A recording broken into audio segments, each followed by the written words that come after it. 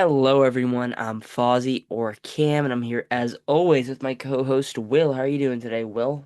I'm doing great, Cam. Super excited for all of our episodes, but especially this one. I am too, because really, on the surface, this is a normal episode of the Everything Podcast, but if you dive deeper and listen to what we have to say about, what's happening, this episode, you'll be a little surprised. So first and foremost, we got to talk about the Knicks winning the finals. Yep. Congratulations, Knicks fans. And then, obviously, we just saw the back rooms. We kind of touched on it in last episode a little bit. Um, but we've both seen it now. We can give our thoughts on that. And then we talk about the Oscars a little bit being announced for Conan O'Brien's return. I think that's something we can touch on a little bit. But then we have something else, something different. Today we're talking about fast food. Why?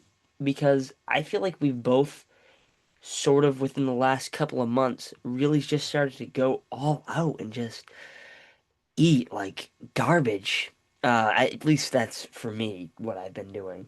Um, I know you specifically have in the last little bit gone to In and Out, which is a place that I don't have near me, being from Massachusetts.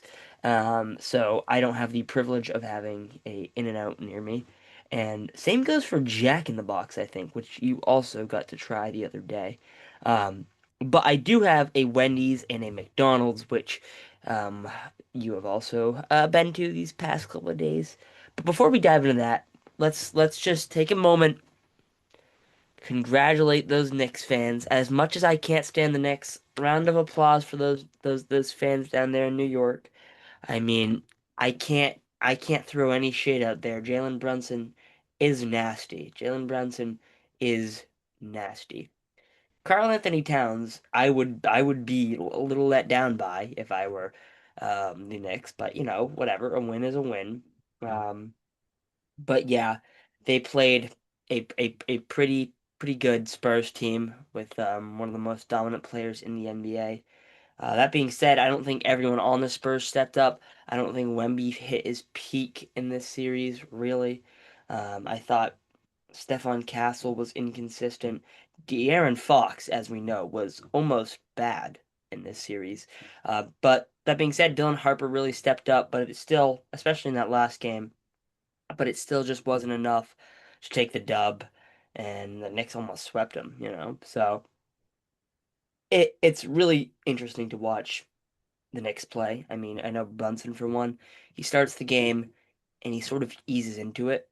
And once the Spurs are kind of down and out and a little beat up, a little tired, that's when Brunson hits his stride. And that's crazy to me. That's a little niche skill that I feel like not a lot of players have. So I was just amazed by watching him ball out in the fourth quarter like he just got off the bench to start the game or whatever. So yeah, as much as I'm not a Knicks fan, I respect the win here. You have any thoughts on the finals, Will? Yeah, I mean, going into this series, I, like many, did pick the Spurs to win. That being said, even though I picked the Spurs to win, my thought process was if the Knicks did find a way to win the finals, I would not have been surprised because they had proven to just be a really good team that seemed to just keep getting better and better as the postseason progressed. I didn't necessarily expect the Knicks to win the series 4 games to 1, but I'm not surprised that they won the finals because they had proven to be a really good team. And I feel like you can't underestimate um, rest when it comes to these Yeah, NBA playoff series because the Knicks swept the Cleveland Cavaliers in the NBA in the Eastern Conference Finals, and they had a good rest period before the NBA Finals officially started. they did. Whereas the Spurs were coming off of a grueling, tiring 7 game series against the Oklahoma City Thunder. So I feel like the fact that the Knicks were coming in so well rested compared to the Spurs in the finals really gave them the upper edge. And Jalen Brunson, he's just one of my favorite stories to come out of the Oh NBA yeah, great story. in the last like 5 years or so. I mean, somebody taking a leap from seemingly being a number two option all the way to the number one scoring option, best player on a team.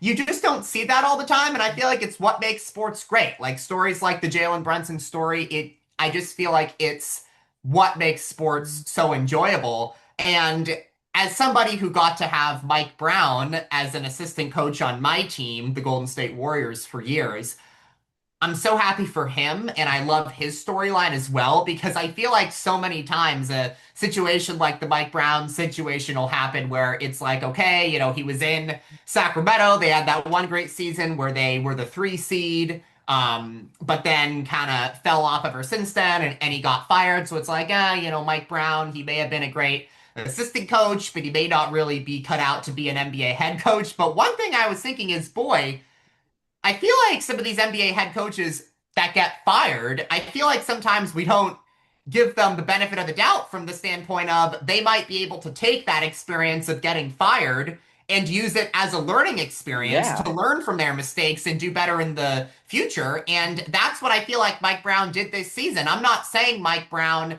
was a perfect head coach in the past, but I love how he was seemingly able to take his past failures and use them as a learning experience to take him to a level of coaching that he had never been to before. In the NBA. So I'm so happy for Mike Brown, his comeback story from being fired by the Kings to now winning a championship with the Knicks in his first season with them. I'm just so happy for him, and I feel like that is such a great story. And I feel like there's kind of certain teams to where a sport is better when that team's doing well, and I feel like the NBA is better when the Knicks are a great team because they're just such an iconic storied franchise. And I feel like when they sucked for years, Yeah. that wasn't necessarily great. And I feel like just there's just so much iconicness that comes with the Knicks and that franchise and all the celebrities who come to the games, and I just feel like the NBA is better when the Knicks do well. And then the final thing that I would love to point out is just I know I've mentioned this on the podcast before, but the pattern continues with this Knicks championship this season, and I feel like it's just so worthwhile to bring up, which is that since 2019, the streak continues up since 2019 when the Raptors beat the Warriors in the finals. We've had a different team win the NBA championship each season. We haven't had a team win back to back since the Warriors in 2017 and 2018. Maybe some team will come along and break that streak at some point in the future, but I highly doubt that that's going to be happening every time soon because it just seems like we've fallen into a pattern to where a different team wins the championship every season, and winning back to back, it's hard and it's not easy. So, if the Knicks manage to win again next season, I'm not saying that would surprise me because they were a really good team, but would I pick them to win again next season, considering this pattern that's been going on since 2019? At this moment in time, I don't think it's particularly going to happen. I don't think so either. And a lot of these other teams are only going to get better. I mean, I could see the Knicks maybe making some moves, but I know OKC has a pretty high draft pick this year. And I did, yeah, OKC's in a great spot in the offseason. I assume the Spurs are going to make some changes. My own Celtics seem to be making a lot of changes right now. I don't know if you guys have been hearing this Giannis stuff. I don't like it. Personally, I don't like it. I don't particularly want Giannis and not Jalen Brown on my team. I don't think it's worth it to have someone on our team who has had one of their worst years because they were injured in Giannis and get rid of the person who's had their best season yet. I don't care for that. As much as Jalen Brown gets on my nerves, I still at this moment in time want him over Giannis. I'm just a little too unsure of Giannis in his skill level. But I saw some other trade possibilities too, and those also kind of pique my interest and start to sway me a little bit. So maybe opening the door for wanting Giannis on my team. But that's a whole different conversation for a different day. And you know what else is a different conversation, Will? The Backrooms movie, which is a Yeah. movie that we both saw. Um, so I am familiar with the original lore, and I feel like this kind of includes a lot of that, a lot of the stuff that Kane Parsons created, while also not making it seem like you have to know what this stuff is. I think it just does a great job of introducing everything, and it seems like a sequel's already in development, which is great to hear. So we'll probably get to see these ideas explored even more. Um, but me personally, I love this film. My favorite sequence was the VHS like 10-minute one-shot scene through the back rooms. I thought that was so creative and felt like it was ripped straight out of the web series. I thought that was an amazing use of visual effects, and I was so impressed with what Kane Pixels did or Kane Parsons did with that um, over there. I thought the acting was great. I was blown away by everyone's performance. I thought it was top of the line. Um, my only minor complaint for this film, I don't love the real world stuff. I think it looks weird, but I think that's the aesthetic he's going for, and I think it's almost a little too uncomfortable the way the real world looks. It's a little too weird and uncomfortable, if that makes sense. That might just be a me preference thing, but that's kind of how I felt. Other than that, I thought the scares were very effective. I thought the evil Clark monster was horrifying and a great little twist. I thought the ending was a little leaving the door open, but also for something as mysterious and up in the air as the Backrooms is, that was how it should end. If they weren't gonna even if they weren't gonna make a sequel, I would be fine with that ending. Um, but yes, overall, I loved this film. I thought it was so innovative, so creative, and it had everything that Hollywood doesn't really have right now. So, props to Kane Parsons for making a banger. This was good. Well, how do you feel about this, Will? Yeah, I feel similarly to you, Cam, and horror is not a genre, that I tend to watch that much. So I feel like I'm never going to be able to love a movie like Backrooms to the level of a diehard horror fan. But I definitely did think this was a good horror film. Like you said, Cam, it was, creative and inventive and character driven, which are all of the qualities that I feel like both of us look for in a good movie. And I also really appreciated this film from the standpoint of the last horror movie I saw, Five Nights at Freddy's 2, was like a movie like that, Oh, and how not great it was is what turns me away from watching the horror genre on a more consistent basis. So coming off of a movie that I was just not wild about at all from the horror genre. I really considered Backrooms a breath of fresh air after Five Nights at Freddy's 2. And not that horror is a genre, that I will go to that often. But if it is ever to bring me back to it again sometime in the future, I would far prefer something like Backrooms to that Five Nights at Freddy's sequel that we got last year. yeah, I think the most important thing that you're getting at here, Will, is that The Backrooms is a better movie than FNAF. Oh yeah. Um, I think yeah, it's night and day, and I think this movie, The Backrooms, does horror perfectly. It's less jump scares and it's more suspense, mystery, intensity. That's so fun, and it's something we don't see often. And yeah, I like jump scares, obviously. I mean, there are some really good horror movies that use jump scares effectively, like recently, Smile included a lot of jump scares. It was like the jump scare movie, and I really enjoy Smile. Weapons, which was phenomenal, nominated for some Oscars this year, has some pretty intense jump scares. Loved it.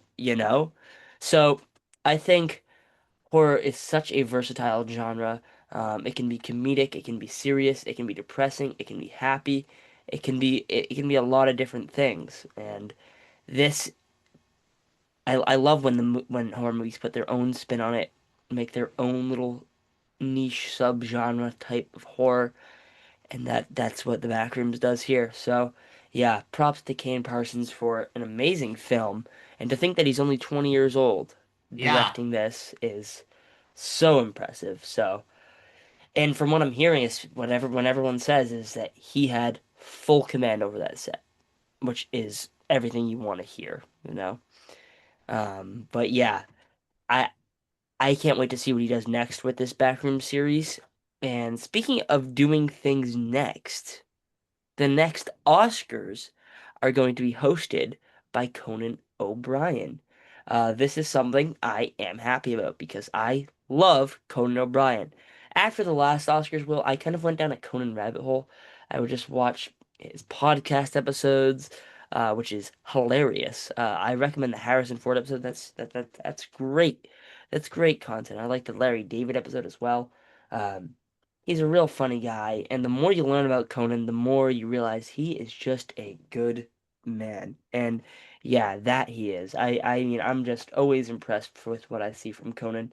He's a nice guy, but he's also hilarious, but he's also self-deprecating. I think to be a good comedian, to be a good host, you gotta be able to not only just poke fun at other people, you gotta make fun of yourself no matter what. I mean, it just makes you more likable. Makes if you're self-deprecating. And that is something that Conan does very well. He loves to make fun of himself, and I just feel like not all comedians do, and I think that's part of why he is such a perfect fit for the Oscars because he can make fun of all these shady, creepy, awful celebrities, but he can also make fun of himself for being a huge dork, you know? And that's fun. That's what you want. And so yeah, I know I'm happy that he's hosting again, but I assume you are too, Will. Oh yeah, I think it's a great choice by the Oscars to bring him back. And I feel like the great thing about having someone like Conan O'Brien host the Oscars is I feel like when you have somebody that beloved and revered, it almost doesn't matter if they give a monologue that maybe it's not like the best monologue ever, or maybe it's not the best like hosting job ever, but when they're that beloved, it almost doesn't matter. So let's say for some reason, not that I expect this to happen, but let's say for some reason Conan O'Brien isn't at the top of his game at the Oscars that he hosts next year and maybe doesn't give the best monologue or doesn't do the best hosting job. I feel like people will still have no problem with him having been the Oscars host, considering how revered and beloved he is.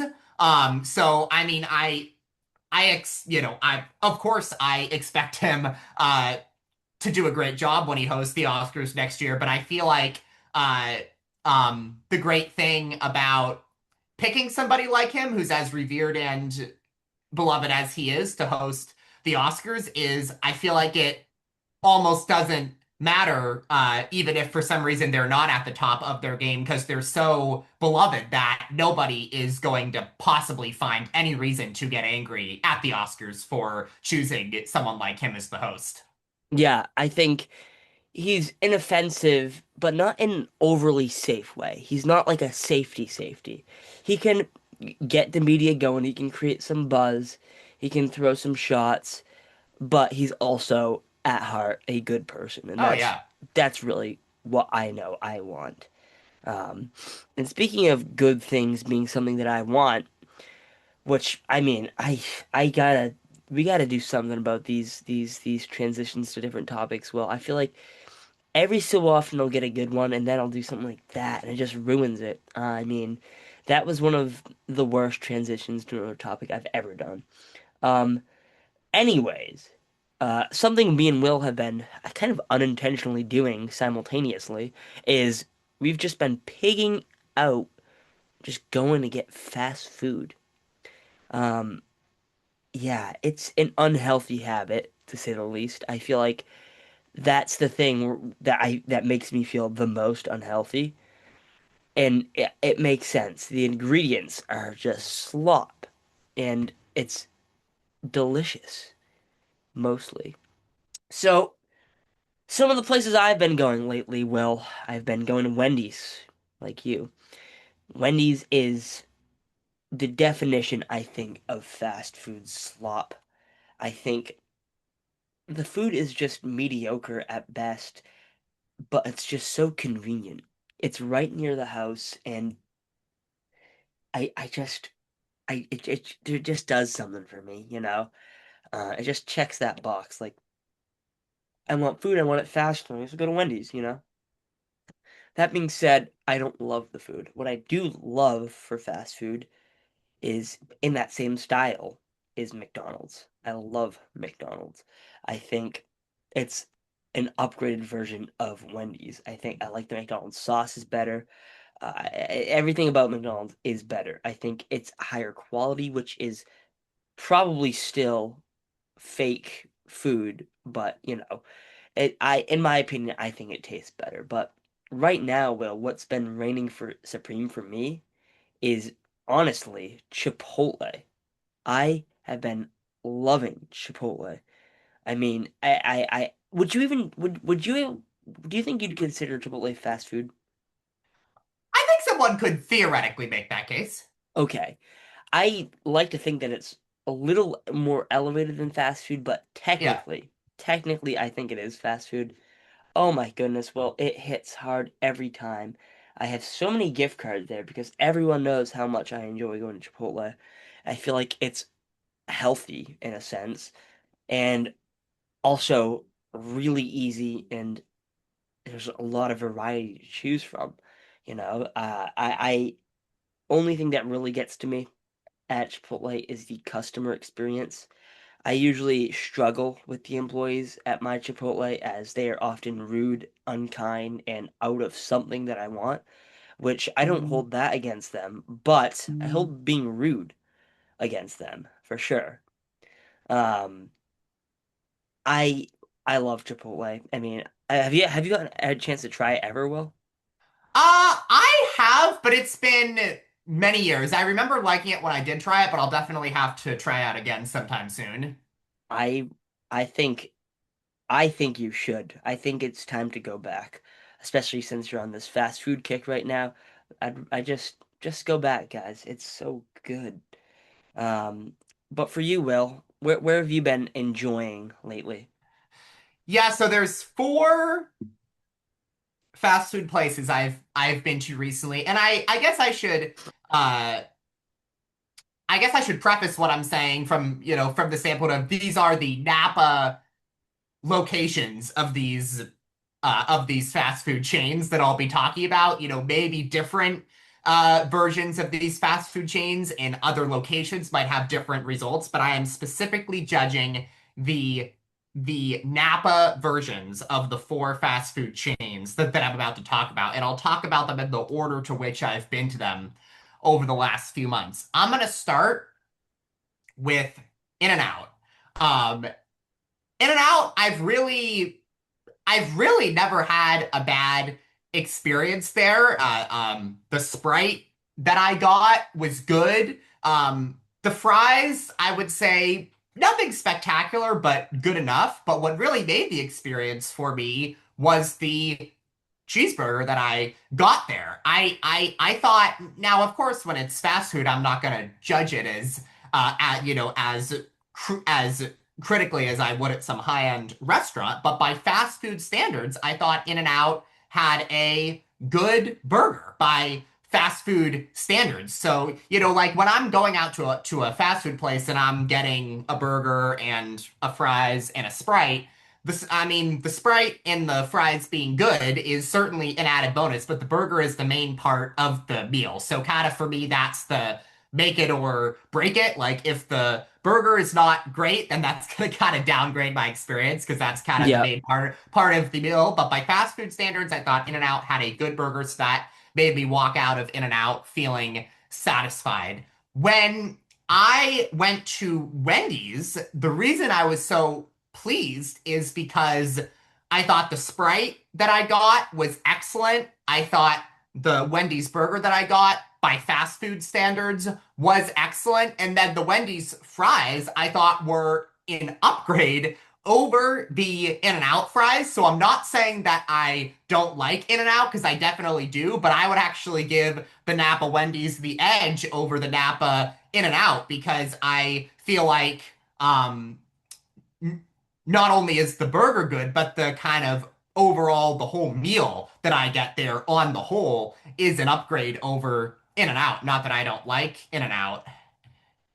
Now let's get to Jack in the Box. Oof. I went to a Jack in the Box several years ago in a different place that was not Napa.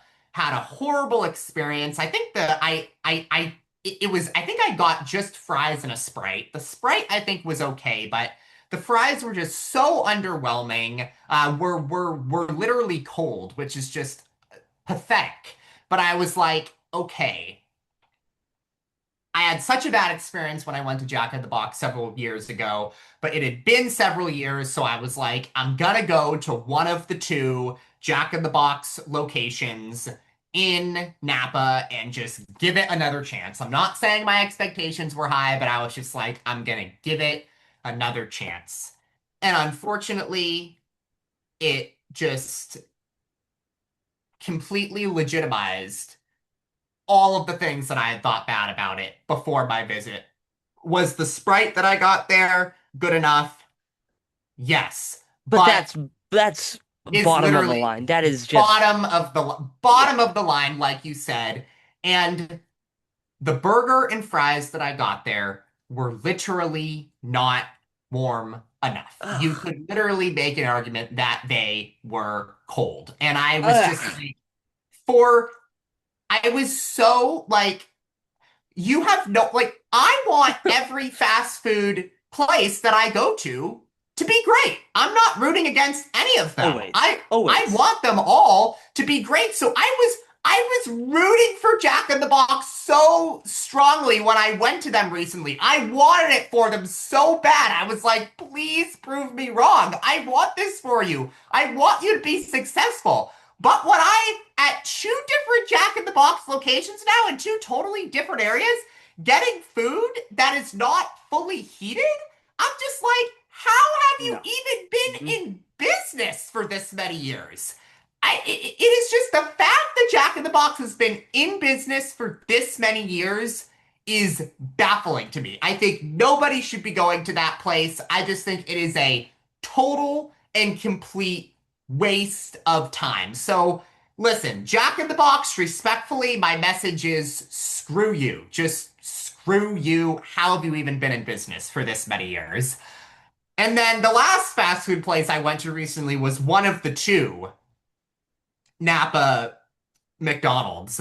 And obviously, nothing is going to be as bad as Jack in the Box. It's just impossible. So I knew I was at minimum going to have a better McDonald's experience than I did Jack in the Box. And is McDonald's a monumental improvement over Jack in the Box? Absolutely. The burger and the fries that I got at McDonald's, I would take over Jack in the Box any day of the week. That being said, though, I'm not saying the burger and fries at McDonald's that I had were bad, but they just weren't on the level of the burger and fries that I got at the In-N-Out and the Wendy's that I went to recently. So do I think McDonald's is an upgrade, a massive upgrade over Jack in the Box? Absolutely. But if I kind of had to split